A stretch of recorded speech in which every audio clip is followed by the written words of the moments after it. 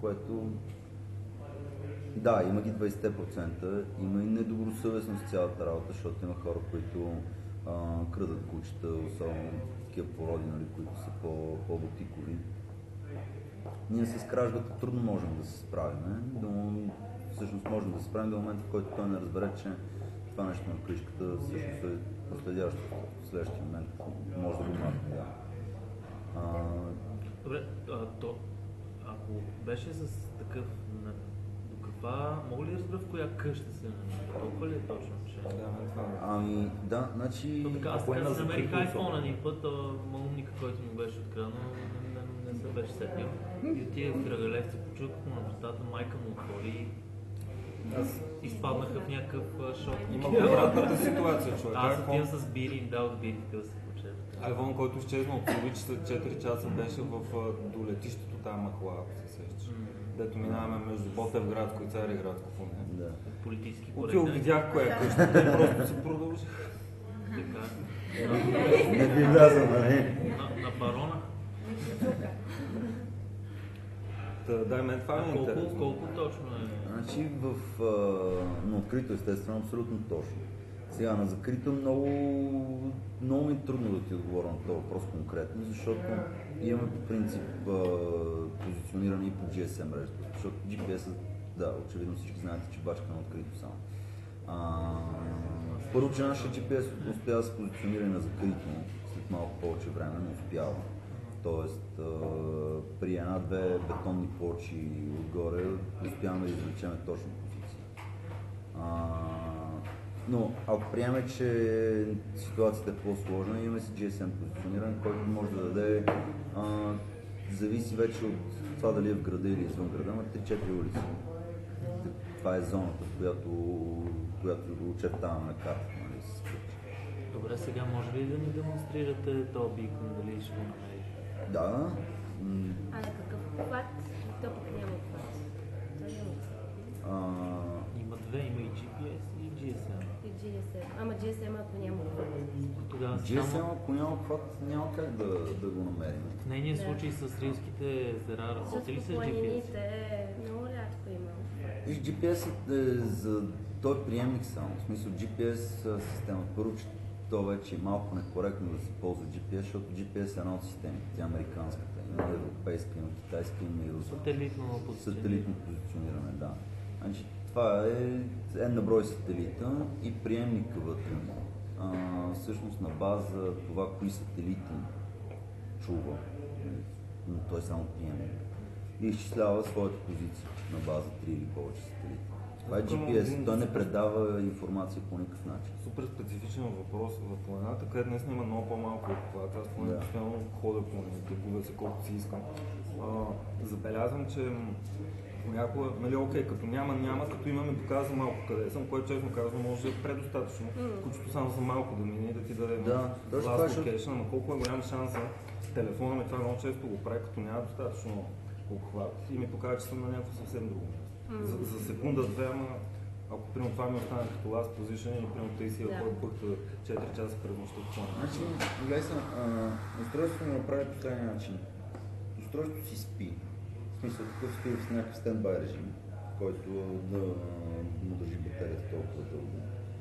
И в момента, в който ти кажеш, че искаш да го позиционираш, всъщност изпращаме команда до устройството, че аджва търси. От момента, в който устройството се обади, това може да е веднага, ако има GSM, това може да е когато има.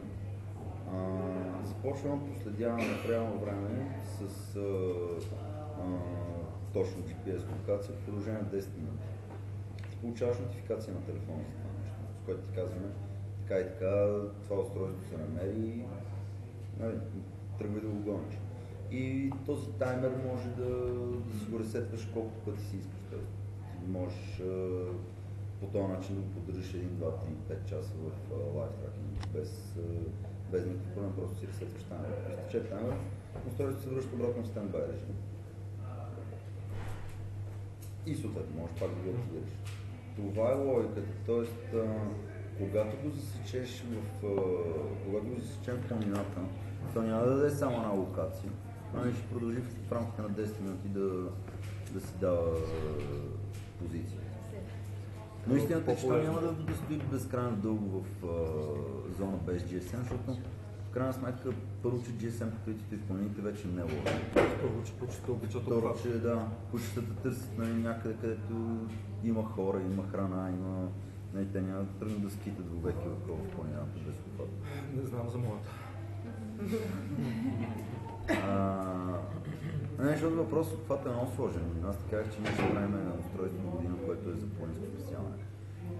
И за скиори, сноубордисти, туристи и така нататък, където вече може да стане някакъв инцидент и да няма GSM обхват. И тогава вече е важно устройство да работи и без GSM обхват. И в момента работим на такъв продукт. Просто няма успявам да го направим до края на годината. Идеята е съвместно с спасителните служби, съвместно с тези, които стопанисват ски пистите и така нататък, да направим точно такова решение, което в случай на лавини, загубване, си се нараниш някой, паднеш някой дерен, нямаш обхват на GSM и така нататък. Доста неприятна ситуация. Но с кучето не е това случая. С кучето случая е, че то рано или късно ще изскочи.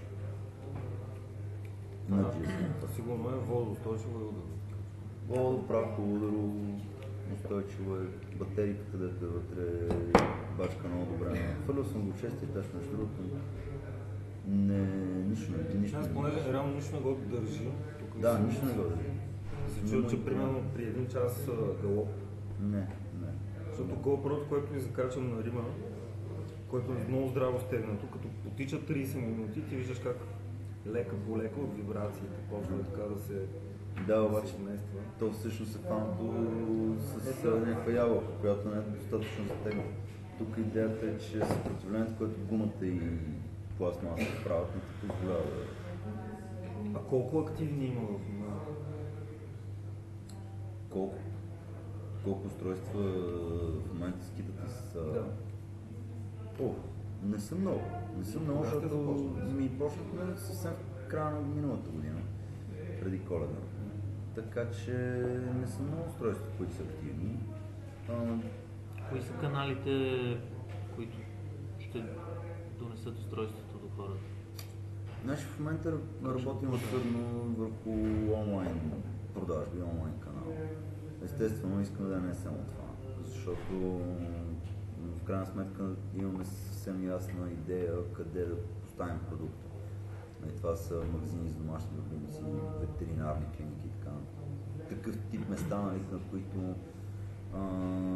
които са хората, които се интересуват от домашни си любимци. Вчера бях на един workshop за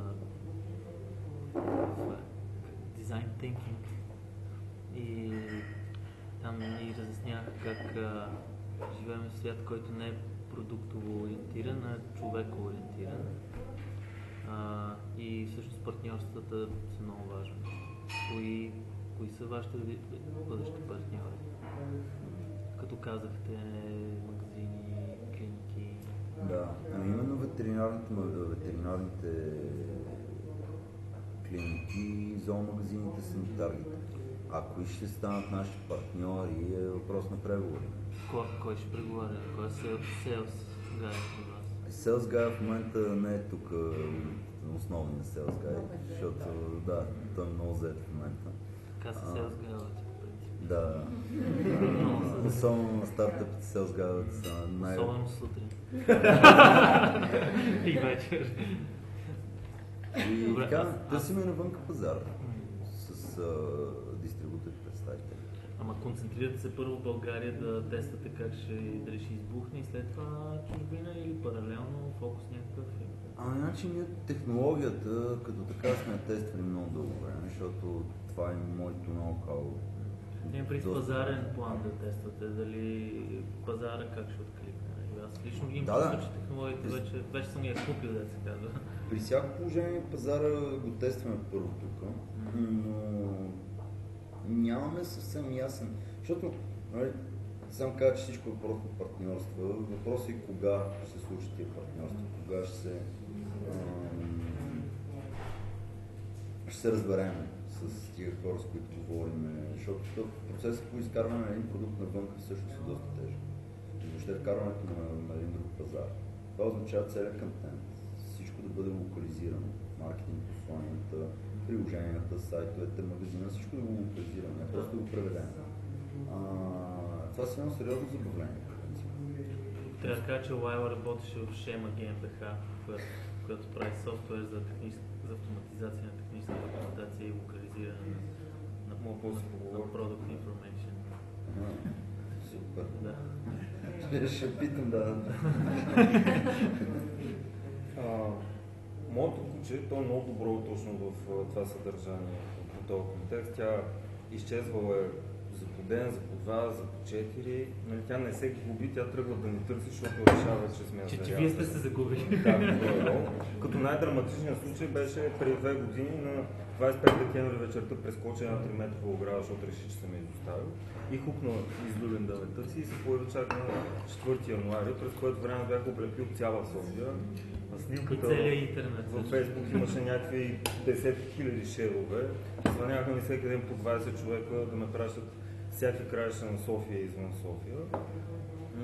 Беше ужасяващо и беше пак така температура минус 16 постоянно. Аз живеех в колата и само обикалят напред-назад да я търся. Като нали, горе-долу познавам, че тя се оправя сама, пресича булевар, тя се е прибирала от Люлин към Лозенец друг път, но тогава беше ужасяващо. В крайна сметка, сега ме поканиха в Web Cafe да разкажа тази история 2 години след случая. После открих, че рубриката е спонсорирана от Майки Пет. Сравни ми двата продукта. Майко? Майки Пет. Майки Пет. В принцип, Майки е едно такова да си го слагаш на детето. Майки Пет е. Това е някакъв конкурент, ама сега ме интересува, защото не съм задълбавал в продукта. Да. Майки Пет. Всъщност, много разследвания има доста... Ние не сме направили нещо нечувано до сега, има и други решения. То просто трябва да е по-добро. Това вече клиентите ще го кажат, естествено. Аз извинявай, но ще допълня, че дори да не е по-добро, важното да е човек ориентиран. Точно това е разликата. Причината, поради която го правите, ако е по-добра, аз лично си го купа от вас. Значи, също каква е разликата между Find Pet и всички останали тракери, всъщност без изключение, или поне аз не знам за изключение. Дали ще е Майки, дали ще е някой друг от европейските продукти, дали ще е някой от китайските продукти, които в Alibaba се продават много успешно. Схемата е ясна. Защо те губят всъщност? Защото пазарувам доста често от Китай разни устройства и съм сложил една черта неща, които са лайфсейвъри, които са прекалено essential за здраве, живот и така нататък. Не си ги вземам от тях. Всичко останало е страхотно, понякога работят години, понякога спират на третия ден. Това мога просто да спре докато е на кучето и не искам. Първата разлика е това, че всъщност ние решаваме проблема с търсенето, затова е finding. Защото искаме да намерим кучето, когато се е изгубило, а не да го тракваме постоянно. Останалите продукти тракват постоянно обекта и всъщност по този начин батерията ти издържа 5 дена. Първо трябва да зареждаш устройство на всеки 5 дена. На 4-тия ден след обяд ти се изгуби кучето. Какво правим? В смисъл, то няма достатъчно ток, за да го намериш. И другото, което е неудобство с тия SIM карти и въобще цялото забавление около тях, защото ако трябва да ти си купуваш някакъв продукт, там отиваш при мобилния оператор, той ти обяснява цветно как всъщност за тебе е 1000 пъти по-удобно да изключиш 2-годишен, защото още не предлагат 5-годишни договори. 2-годишен договор за абонамент, слагаш SIM картата, после трябва да конфигурираш устройството. Просто като идеш в Гърция на почивка, устройството не работи, защото няма роуминг. Защото повечето няма роуминг. И защото за да има роуминг ти трябва да промениш настройките на хардуера, за да се върже към съответната мрежа. Един куп такива разпореди, които в крайна сметка, ако приемем, че устройството за търсене на кучето ти е приоритет, могат да ти доставят някакво удоволствие. Обаче това просто е то дори не е застраховка, но горе в тази насока. Така слагаш да си сигурен и да си спокоен да оставиш да си работи там при всякакви условия. Тогава може да стане малко досадно. месечен абонамент към оператора си го плащаш всеки месец. На финал теглиш чертата също. Ние сме правили сравнение с продукти от Alibaba. Значи Find Pet с годишен абонамент, тотала като разходи излиза по-ефтино, отколкото китайски продукт от Alibaba с най-низки абонаментен план, който Emtel предлага. За България, да. Ние работим с международен оператор, който ни дава доста до 180 държави. Тоест не се доплаща допълнително роуминг при вас, ако си излезе. Не, въобще не. Това е доста важно, слагаш го и забравяш. Точно това е идеята, защото ние не искаме да ти създадем едно допълнително неудобство с това, че искаш да си намериш кучето, като се загуби. Ние искаме да ти дадем спокойствие. Ти идваш на почивка в чужбина и не е нужно да пипаш нищо. Относно удобството, тук пише месечна такса 99, как се плаща? Ами плаща се на пакети или на 3, имаме 3, 6 и 12 месечен пакет. Плаща се с кредитна карта, с PayPal. Аз съм в планината, изтекал ми е пакета. Спокойно не подсещаме. Няма да оставим в планината без абонамент, ще подсетим по всички канали, които си ни предоставя възможност. Има ли опция като на интернет доставчиците? Нещо ми е съспенднато, по някаква причина не съм го плащал, примерно нямам куче 3 месеца, да кажем. И изведнъж почвам да имам куче и то се губи и аз искам да си го активирам за 30 минути, с който после ще си платя. Както доставчика ми, като ми спре интернет, ми дава 30 минути да си го платя. Някакви emergency. Да, но знаеш каква е разликата? По принцип не е проблем да направим такава услуга, някакъв такъв emergency пакет. Разликата е, че при оператор при интернет доставчик пак си включва някакъв двугодишен договор, за който ти така или иначе си го платиш този период. Да. Това е момента, защото ти ще идеш на първи ти спират интернета, ти кажеш, моля да го продължите 24 часа. На втори си го плащаш, обаче ти си плащаш от първи до 30. Така че те знаят, че ще си го платиш. В нашия случай ти няма си го платиш, но в името на това си намериш домашна родина, мога да направим такава услуга. Не е страшно. В крайна сметка, другото, което е много важно при нас, е, че ние сме вкарали support чата в мобилното приложение. Точно защото ти в момента, в който си търсиш кучето, ти да викаш след кучето или да се обаждаш на приятели, устройство ли да търсиш. И в крайна сметка идеята е, че ние имаме човек на среща, който да ти съдейства, поне с устройството не се занимава.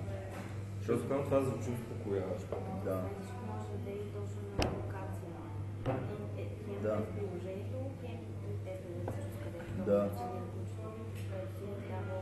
Това се чувствам като един support център, който да помага да се търси кучето. Точно това е идеята, да. Смисъл е голямо предимство пред китайците. Значи, идеята е следната. Има устройства, има GPS тракери за кучета.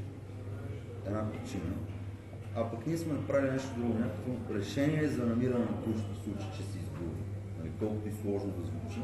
Ама всъщност сме го направили да бъде простичко. И там си вкарваме всичко, апа, мобилния, устройството, GSM услугата, съпорта, нали? Те ти дава нещо готово, защото ти не се занимаваш да си търсиш изгубеното куче, нали? Ти е това нещо, което си вадиш хляба и е редно да не те занимаваме с тази ситуация. Валко, мисля, че това е достатъчно human centric. Като подход. Да. Ще кажа накрая. Може да отидеш на Emtel и да слушаш тяхната мелодия по продължение на 2 часа и да очакваш да ти дигне телефон за такова. Те са толкова компетентни, че...